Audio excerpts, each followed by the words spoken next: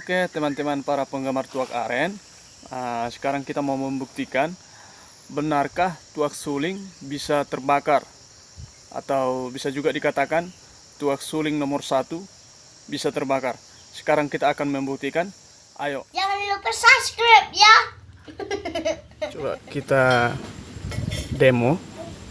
demokan benar enggak tuak suling nomor 1 bisa terbakar. Coba kita demo ya.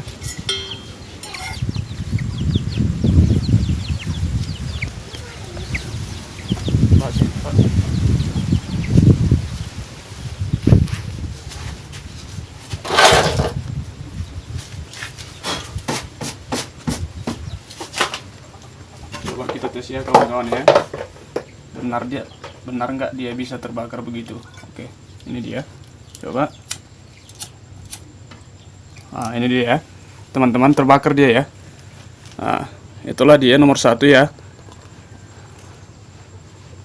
Nah, benar-benar dia bisa terbakar. Coba. Nah, itu dia.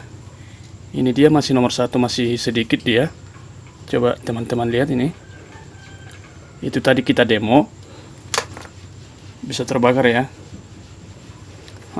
Alkoholnya bisa mencapai 80 sampai 85%.